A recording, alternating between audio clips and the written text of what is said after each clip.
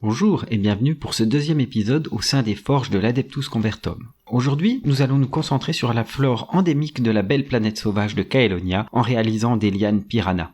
Du point de vue technique, ce sera l'occasion de se pencher sur l'utilisation des reliquats de grappes plastiques et les grappes en matière souple. Entrez avec moi dans les forges de l'Adeptus Convertum.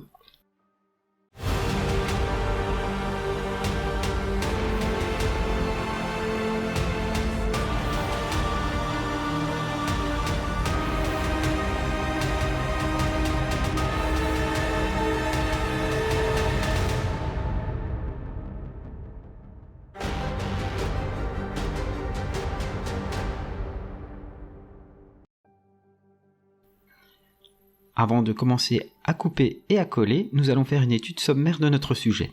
Une figurine convertie doit raconter son histoire et chaque histoire a ses propres codes et références.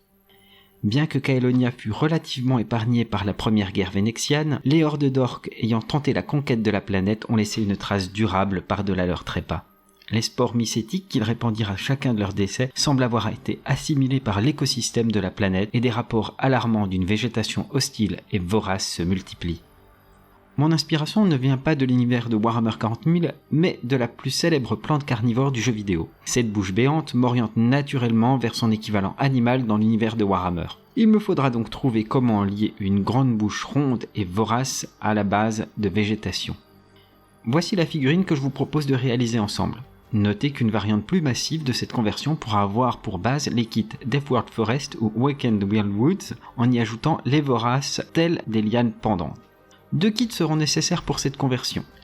La base focale de notre figurine sera un squig extrait de la boîte Squig Herd pour Age of Sigmar.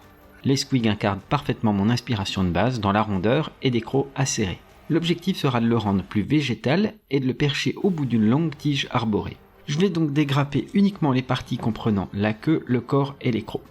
Le second kit sera le Creeping Vines, une grappe créée pour enrichir vos décors de végétation. La boîte Squig Herd comprend 10 squigs et la boîte de Creeping Vines comprend 12 tiges. Il vous sera possible donc de créer jusqu'à 10 plantes voraces à semer sur votre champ de bataille. Du point de vue des règles, il s'agit d'un décor actif qui viendra perturber votre partie tel un 3e joueur. Vous trouverez son profil sur le site dédié à la seconde campagne dans le secteur Venexian. Une fois le dégrappage et les barbages effectués, je vais débuter cette conversion en créant le corps rigide de la tige. Je vais préparer mes Creeping Vines. Ce kit a la particularité de présenter une végétation grimpante. Aussi, comme vous le voyez, il s'agit d'un plastique mou. J'aurai donc besoin de soutenir la tige avec une partie rigide. Pour cela, je vais tout simplement utiliser la grappe plastique des Squig Herd. Je choisis la section la plus semblable à un point d'interrogation. Le plastique de grappe peut être fondu ou tordu facilement avec un briquet pour lui donner la forme adéquate. Avec mon scalpel, j'enlève les angles et donne une forme arrondie tout au long de la tige. Je peux tailler les ergots pour leur donner un aspect d'épine également. Une fois ma tige extraite, je perce chaque extrémité avec ma perceuse à main. Le forêt utilisé est de 2 mm, soit le plus grand disponible. C'est un outil vraiment indispensable qui va vous permettre de gagner du temps. Je perce le socle à la base de la tige également. Pour rendre ma conversion plus solide, je vais utiliser une tige ronde de plasticard de 2 mm que j'insère dans les trous préalablement creusés.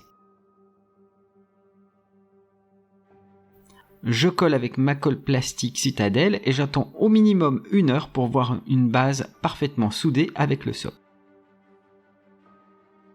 L'étape suivante consiste à utiliser les Creeping Vines pour habiller la tige. Les Creeping Vines sont flexibles pour être justement entourés autour des décors. Je fais un prémontage pour trouver une forme assez similaire à notre branche et je l'enroule autour de la tige. De plus, cette matière plastique souple est utilisable avec de la colle plastique. En effet, il faudra avoir le plus possible de surface d'adhérence pour un collage solide entre tige et liane souple. Notez que trop peu de points d'attache rendra votre peinture extrêmement difficile. Je vais agir par petites pauses successives tous les 2 cm en débutant par le socle puis en remontant. La tige de Creeping Vines met un peu plus de temps à coller, aussi attendez 30 minutes entre chaque étape de collage. Maintenez le collage avec une bonne vieille pince à linge en bois. Petite précaution, n'utilisez surtout pas de pince à linge en plastique. Je réitère l'opération de l'autre côté de la tige si je le souhaite.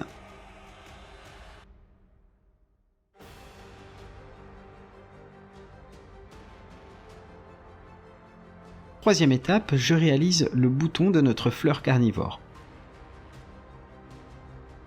Je vais d'abord positionner la queue du squig de sorte à couper à la même épaisseur que la tige plastique. Encore une fois, pour renforcer la solidité de mon collage, je perce la partie arrière avec mon foret de 2 mm.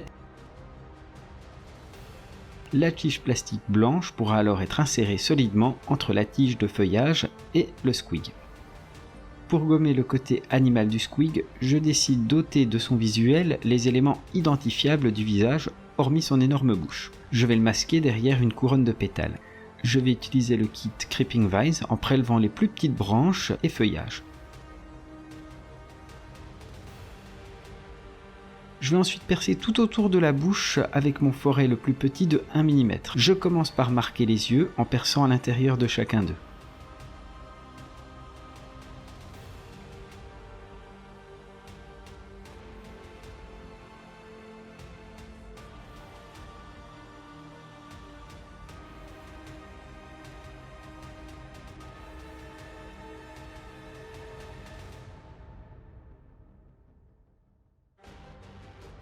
Je mets une généreuse goutte de colle à l'intérieur de chaque orifice, j'attends 2 minutes que la colle devienne visqueuse, puis je viens glisser mes branchages préalablement prélevés dans chacun des petits trous.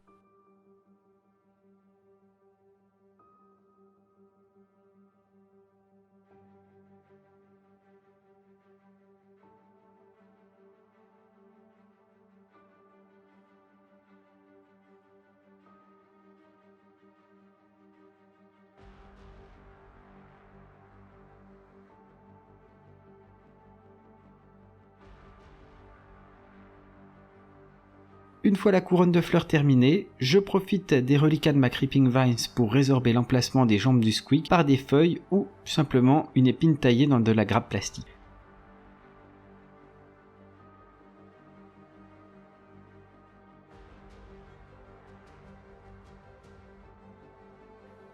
L'étape finale du montage, je fais fusionner la tige et le bouton de la fleur.